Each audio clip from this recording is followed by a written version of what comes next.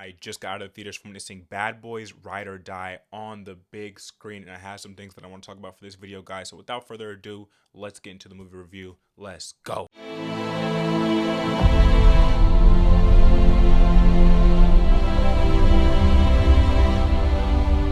Bad Boys Ride or Die is an action comedy film in the fourth installment into the Bad Boys franchise. In this film, we see Will Smith and Martin Lawrence return as their iconic duo, Mike and Marcus, for another buddy cop movie out of these two. And this time around, the main plot is centered around a dirty cop working with the cartel who is inside Mike and Marcus's unit. In the entire film, they are trying to snuff out who this person is because he is causing a lot of problems for their department. Now, this film is more so a direct sequel to the last Bad Boys movie. A majority of those plot points come back into play here, more so than the first and second film, and with that comes the return of the plot line surrounding Mike, aka Will Smith's son inside of this film, Armando. Now, Armando, of course, is a fugitive, and in this film, he happens to have some important information that Mike and Marcus need. So because of that, they end up having to team up with Armando inside of this film, and I gotta say, Armando is a very solid character inside of this film. They gave him some really cool scenes, and when it comes to Will Smith and Martin Lawrence, I love seeing Will Smith back on the big screen after his big controversy.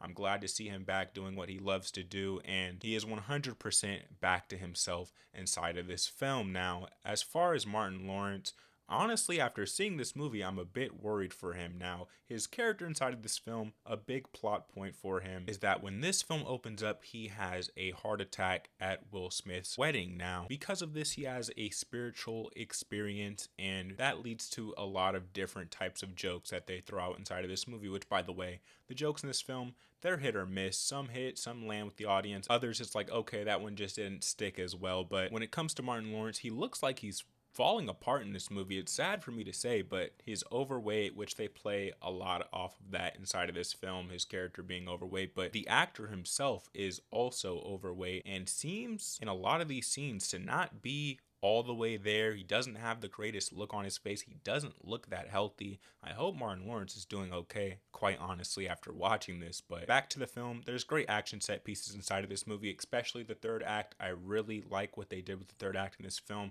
I feel like it really solidified this movie and brought it up a peg and left it off on a high note, which I appreciated after witnessing that. And Will Smith's character, Mike, he's also dealing with his own problems inside of this film. He's having an anxiety issue after the events that took place in the last movie, and he's also having this sort of father-son role with Armando's character, and it was interesting to see this film play off of that element. Now, by the end of this film, once the credits rolled, there was a huge pop from the audience, which there wasn't much of an audience, by the way. I'm a little interested to see how the box office is going to look for this film, but the audience that was there was a huge applaud. They really enjoyed and really loved this movie, and I gotta say, I did have a good time with this film. I had more fun watching this film than I thought I was going to have, quite honestly. And overall, this is a good action comedy, a good buddy cop movie between Will Smith and Martin Lawrence, and an entertaining experience at the theater. And with that being said, let's go ahead and drop the official review for Bad Boys Ride or Die. I'm going to give Bad Boys Ride or Die a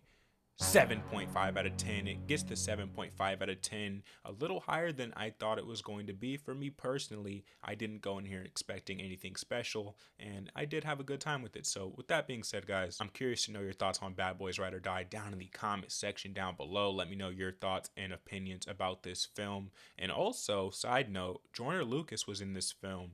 DJ Khaled was in this film. That was bizarre to see those two in here. Of course, DJ Khaled did make a little cameo in the last one, but Joyner Lucas in here did surprise me. That was an interesting one. But with the review being over, if you don't know what we do here on Demigod ENT, we do movie reviews, movie reactions, and movie-based content. So if you're interested in any of that, you're in the right place. Hit subscribe. You'll get more of that content. Hit the like button if you enjoyed this video, and I'll catch you in the next movie review. Peace.